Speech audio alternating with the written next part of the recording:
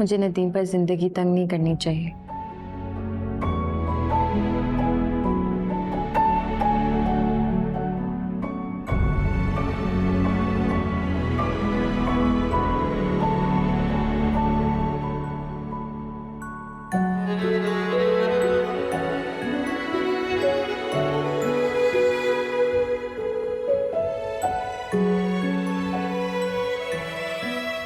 मैं किससे लड़ूं, किससे शिकवा करूं? शाज़िया अब नदीम की बीवी है। उनके निकाह में मेरे एतराज की कोई वजह ही नहीं बनती। मुझे खुद को संभालना होगा।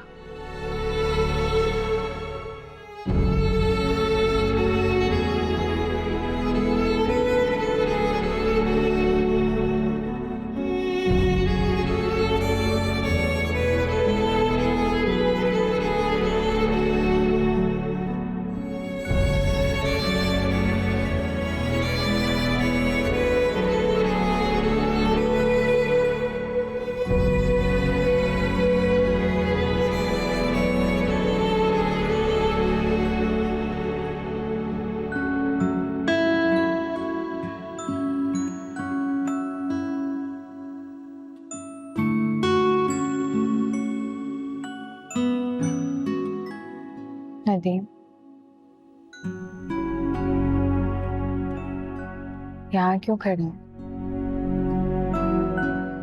सोए क्यों नहीं अभी तक? मैं आ गया, मेरा ख्याल। ये आपका ख्याल और एहसास ही तो है जिसकी वजह से मैं अभी तक यहाँ मौजूद हूँ। वरना जो कुछ मेरे साथ हो, अगर मेरी जगह कोई और होता तो इस घर का दोबारा कभी रुख ना करता।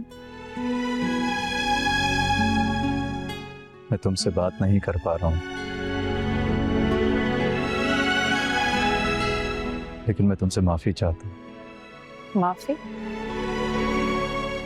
क्या आपकी माफी गुज़श्ता हालात का चेहरा बदल सकती है? क्या आपकी माफी किसी भी गलती का अजाला कर सकती है?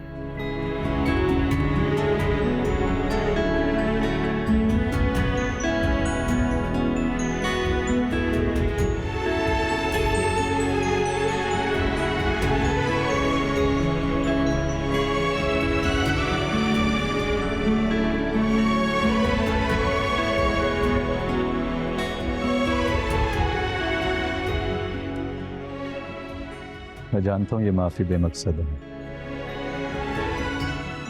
लेकिन इससे मेरे ज़मीर का कुछ बोझ हल्का हो जाएगा। क्या कमी थी मुझमें नदीम, मेरी मोहब्बत में, कि मेरे होते हुए आपको किसी दूसरे का इंतखाब करना पड़ा? क्या मैं अच्छी बीवी साबित नहीं हूँ? आपको अंदाजा भी है कि आपने मुझे कितनी तकलीफ दी है? नहीं दुआ, तुम बहुत अच्छी हो। बस मेरी जिंदगी कुछ ऐसे गर्दाब में उलझती चली गई कि मुझ तक मेरी आवाज भी नहीं पहुंच सकी। जो हुआ बस होता ही चला गया, लेकिन अब जो हो चुका है मैं उसे ठीक जरूर कर सकता हूँ।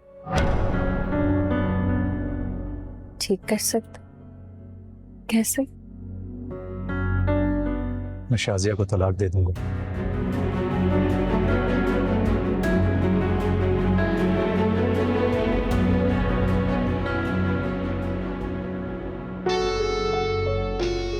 तुम्हारी वजह से जो तरीकाकार मैंने अपनाया है ना, उसकी वजह से यहाँ पर भी सारे मामलात खराब होते हुए नजर आ रहे हैं मुझे। वो दौलत जिसकी वजह से नदीम अहमद को मैंने फंसाया था, वो मेरे हाथों से निकल रही है, सिर्फ तुम्हारी वजह से। अगर तुमने मुझे दोबारा कॉल की तो मुझसे बुरा कोई नहीं होगा। और जो बखेड़ा तुमने यहाँ पर फैलाया है ना, जब तक मैं उसे समेट नहीं लेती तब तक सुकून से बैठे रहो।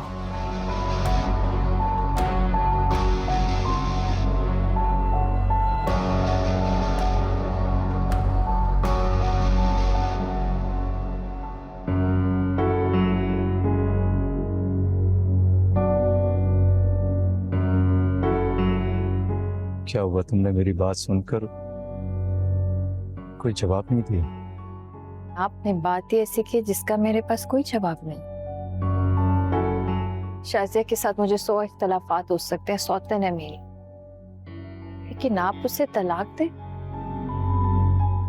नहीं नदीम, मैं ऐसा बिल्कुल नहीं चाहूंगी। तुम किस मिट्टी की बनी हुई हो? नदीम, ये बिल्कुल भी मुनासिब नहीं है कि आपका जब जी चाहा आपने उससे शादी कर ली और अब जब मसाइल पैदा होने लगे तो आप उसे तलाक देना चाहते हैं। फिर तुम क्या चाहती हो? नदीम, अगर आपको लगता है कि आप हम दोनों के हकूक़ की अदायगी में कभी गफलत नहीं बरतेंगे तो मुझे कोई एतराज नहीं। मुझे दुख सिर्फ इस बात का कि आपने मुझसे छुप कर ये शादी की।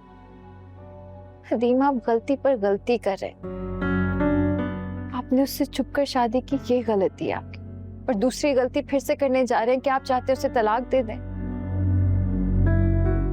मैं आपको एक गलती के बाद दूसरी गलती करने नहीं दूंगी।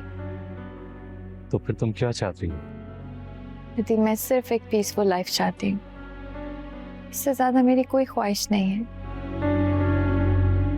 क्या थोड़ी देर और रुक सकती हो? मुझे तुमसे कुछ और बातें भी करनी। नदीम, आमना सो रही है, मुझे उसके पास जाना चाहिए, और सब बातें तो हो चुकी। शब खैर।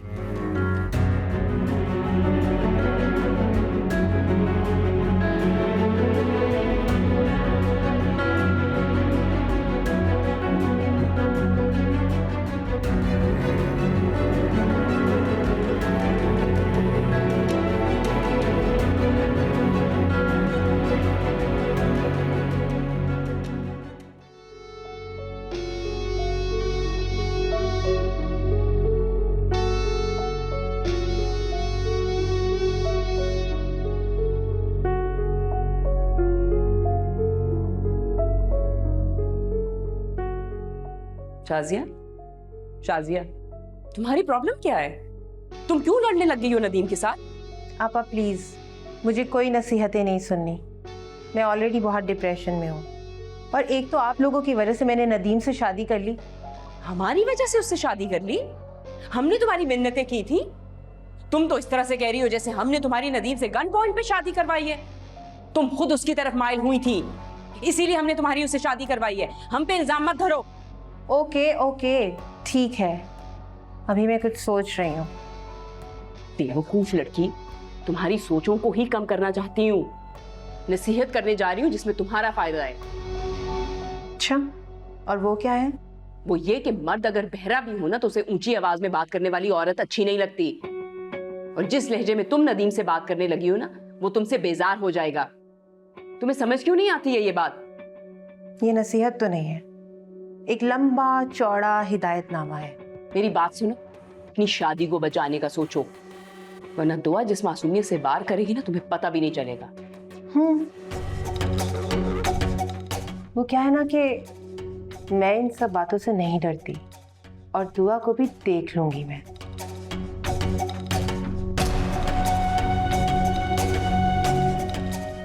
मेरा काम था तुम्हें नसीहत करना, सो मैंने कर दी। अब तुम जानो तुम्हारा काम।